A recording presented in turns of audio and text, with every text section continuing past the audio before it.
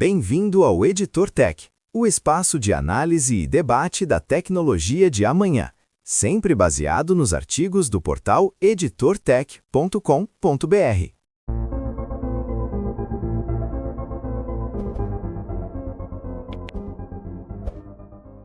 Olá e bem-vindos. Hoje o nosso papo é sobre um movimento que está rolando assim, meio por baixo dos panos na internet, uma espécie de guerrilha silenciosa. A gente está falando da desobediência algorítmica. E a gente partiu de um artigo da Clara Menezes, no Editor Tech, que defende uma ideia que, olha, me deixou pensando. A de que a verdadeira alfabetização hoje não é saber programar, mas sim saber ser indecifrável para os sistemas que tentam nos mapear o tempo todo. Então, a nossa missão aqui é investigar isso mais a fundo, tentar entender como e por que tanta gente, de criadores de conteúdo a motoristas de aplicativo, decidiu parar de ser só um pontinho num gráfico de dados, sabe? E começar a literalmente jogar areia nas engrenagens da máquina. A ideia não é mais se desconectar, até porque isso é quase impossível. A questão é como bagunçar o sistema por dentro. Digamos assim, é o fim de uma ilusão. Lembra daquela fase, a lua de mel com a internet? Em que a gente achava o máximo a personalização, a conveniência de ter tudo recomendado pra gente? Lembro, claro. Essa fase, então, acabou. A percepção agora é outra. Ficou muito claro que a gente não é o cliente. A gente é um recurso a ser otimizado e gerenciado. E é justamente dessa quebra de confiança que nasce a resistência. Ok, vamos desvendar isso. Mas me ajuda a entender uma coisa. Essa resistência toda, ela é mesmo necessária? Porque, no fundo, a promessa sempre foi que os algoritmos iam só melhorar a nossa experiência, né? Eu lembro de achar incrível quando a Netflix recomendava o filme perfeito, ou, sei lá, o Spotify montava uma playlist que parecia ler minha mente. A gente não queria isso. Isso é sem dúvida. O problema é que esse melhorar a experiência virou, assim, um eufemismo para outras coisas. Os algoritmos não são neutros. Certo. Eles são, na verdade, opiniões embutidas em código. E essas opiniões têm objetivos muito claros: maximizar o tempo que a pessoa passa na tela, aumentar a probabilidade de ela comprar algo, manter ela engajada a qualquer custo, mesmo que seja com desinformação ou conteúdo que te deixa para baixo. O centro do problema é o que chamam de caixa preta, o tal do black box. A caixa preta. É um sistema onde a gente vê o que entra e o que sai, mas o processo no meio, a decisão, é um mistério completo. E isso tem consequências reais, sabe? Pensa no shadow ban do Instagram. Um criador de conteúdo, que depende daquele alcance para viver, de repente vê os números dele despencarem. Do nada. Do nada. Ele não recebe um aviso, não tem uma explicação, ele só sente que está gritando num quarto vazio. Ou os motoristas de aplicativo que percebem que o pagamento por uma mesma rota varia de um jeito que eles não conseguem entender. Então é como um juiz que dá a sentença, mas se recusa a explicar a lei que usou. Perfeito. Você só sabe o resultado. E isso gera uma desconfiança gigantesca. Você se sente impotente. E aí é que as pessoas começam a tentar retomar o controle. Exatamente. A desobediência vira a única ferramenta de agência que resta. É a arte de ser imprevisível quando o sistema foi desenhado para prever cada passo seu. Se o sistema quer te ler, a sua defesa é se tornar um livro escrito numa língua que ele não entende. E essa ideia de criar uma nova língua é o que mais me pegou na leitura. A criatividade que nasce dessa pressão é, impressionante. As pessoas estão literalmente inventando um novo vocabulário para fugir dos robôs. É o chamado algo-speak, né? Ou algo-falês, se a gente quisesse traduzir. Algo-falês, gostei. E é fascinante, porque é uma linguagem feita para ser opaca para as máquinas, mas totalmente transparente para os humanos. A gente entende. A gente entende pelo contexto. A IA de moderação, por outro lado, procura por palavras-chave específicas para desmonetizar, limitar o alcance ou derrubar um conteúdo. A resposta foi criar um vocabulário paralelo para passar por esse filtro. É quase como se os adolescentes tivessem criado um dialeto para falar na frente dos pais. Mas nesse caso, os pais são os robôs da plataforma. A lógica é a mesma. Perfeito. A analogia é essa. E os exemplos são muito claros. Em discussões sobre saúde mental, a palavra suicídio vira desviver ou cometer a palavra com S. E em inglês é comum ver sewer slide. Nossa. Para evitar filtros de conteúdo adulto, sexo vira segs. Em vídeos sobre crimes ou tragédias, morte é substituída por arrastou para cima. Já vi isso. Tópicos considerados polêmicos, como política, são escritos com símbolos e números, tipo P0 liticate. Isso não é só gíria, é uma espécie de criptografia cultural. Imagino que seja uma corrida de gato e rato, né? A IA aprende os novos termos. E a comunidade precisa inventar outros, sem parar.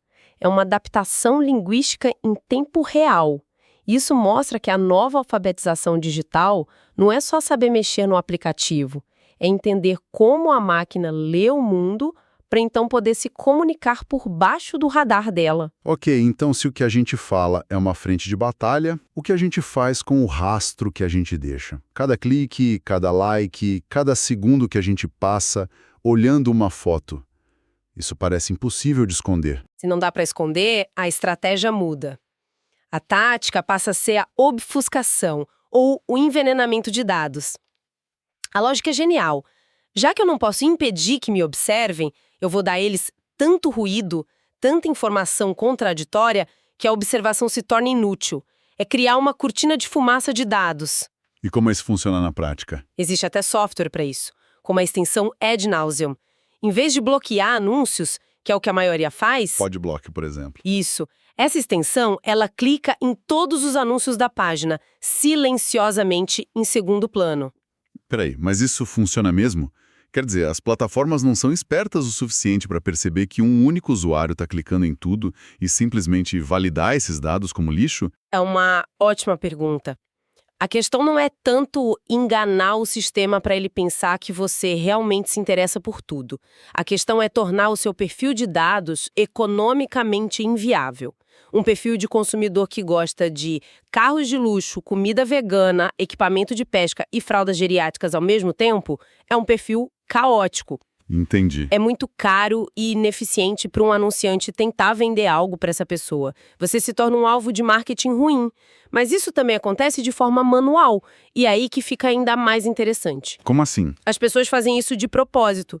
Pesquisam aleatoriamente produtos que jamais comprariam. E o mais curioso é a tática para confundir os algoritmos de recomendação de música ou vídeo. Deixar uma playlist de um gênero que você detesta tocando no mudo durante a noite. Caramba! O nível de dedicação, deixar heavy metal tocando a noite toda no mudo só para bagunçar o algoritmo do Spotify, isso é quase uma performance artística. É um esforço ativo para dizer, você não me conhece. Exato. É uma camuflagem pelo excesso de informação. E essa dedicação toda para proteger um perfil de consumo é uma coisa. Mas e quando o algoritmo controla diretamente o seu ganha-pão? Aí o jogo fica muito mais sério. Aí a gente entra no mundo da gig economy, dos aplicativos de entrega e transporte, a briga deixa de ser individual e passa a ser coletiva. E ganha um nome forte: sindicalismo algorítmico. É a organização de trabalhadores contra um chefe que é essencialmente um software. O exemplo mais clássico é o dos motoristas de aplicativo. Eles sabem por experiência como o sistema funciona. O preço da corrida é definido pela oferta e demanda em tempo real. E eles usam isso a favor deles. De forma brilhante. Em locais de altíssima demanda, como aeroportos ou saídas de grandes eventos, eles se organizam em grupos de WhatsApp. O combinado é: todo mundo desliga o aplicativo ao mesmo tempo. Para o sistema, parece que todos os motoristas desapareceram daquela área. E o algoritmo entra em pânico. Exatamente. Ele interpreta isso como uma escassez súbita e, para atrair motoristas de volta, ativa o preço dinâmico. O famoso surge. O preço da corrida sobe. Assim que o valor atinge um patamar que eles consideram justo, vem o segundo comando no grupo de WhatsApp. Todo mundo liga o aplicativo de novo, ao mesmo tempo, para pegar as corridas com o valor mais alto. Isso é impressionante. Não é mais um indivíduo contra a máquina. É o coletivo usando a lógica da máquina contra ela mesma. Eles estão, na prática, fazendo uma greve relâmpago contra um robô e formando um sindicato contra um chefe que é uma linha de código. Perfeito! É a manipulação humana forçando a mão invisível do mercado digital a trabalhar a seu favor. E isso mostra que eles, por necessidade, conseguiram entender a lógica do sistema. Mas e quando a lógica é totalmente obscura? Aí a coisa vira quase uma religião, né? Sim, a teorização popular, como o texto chama, é o esforço coletivo para tentar adivinhar o que agrada à entidade invisível do algoritmo. Eu vejo isso o tempo todo. Poste 3 Reels por dia, mais um tem que ser às 18h07. Não edite a legenda nos primeiros 10 minutos. Use exatamente 5 hashtags, nem mais nem menos. Ninguém sabe se funciona de verdade, mas todo mundo faz. É uma tentativa desesperada de encontrar um padrão no caos. Como os algoritmos são caixas pretas e nem os próprios engenheiros conseguem prever 100% do seu comportamento por causa do aprendizado de máquina, os usuários se tornam cientistas amadores. É verdade. Eles criam hipóteses, fazem experimentos e compartilham os resultados. A tática do comente link para receber é um ótimo exemplo. Não é só para facilitar, é para gerar uma enxurrada de comentários, o que sinaliza para o algoritmo: ei, esse post é super relevante, mostre para mais gente. É uma engenharia reversa descentralizada.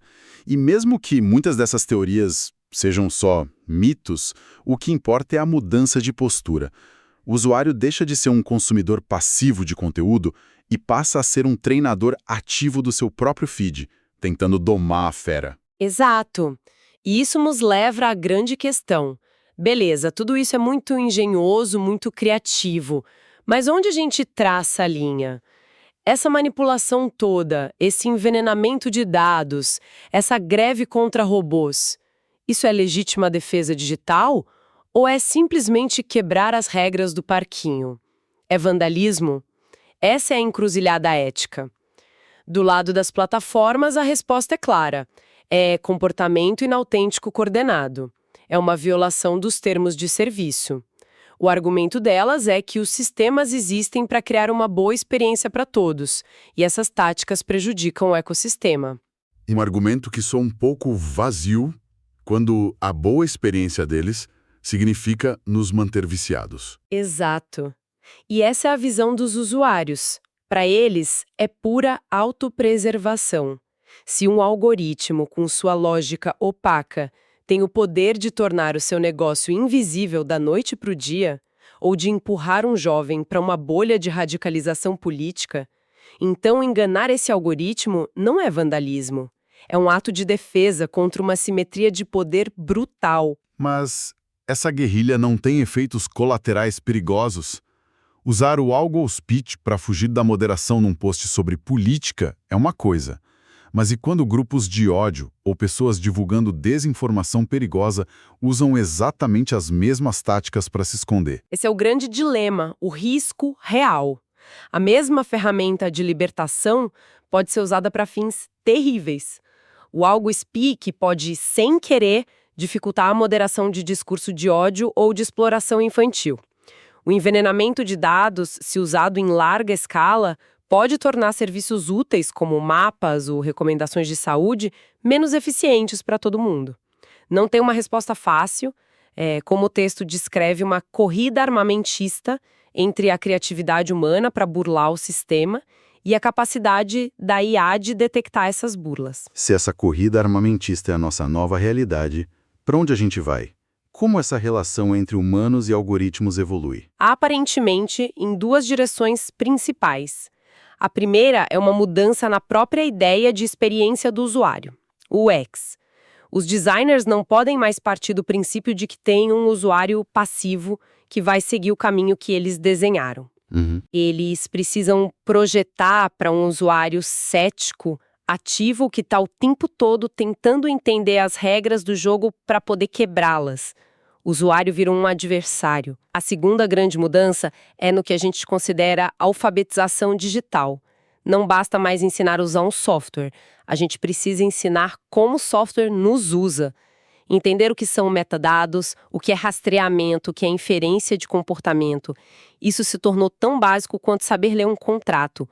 O artigo até imagina um futuro onde teremos agentes de IA pessoais, tipo um advogado ou um guarda-costas digital, cuja única função seria nos proteger das IAs das grandes empresas, gerando ruído e filtrando as iscas de engajamento. No final das contas, o que fica para mim é que essa briga toda não é sobre tecnologia. É sobre agência, sobre autonomia.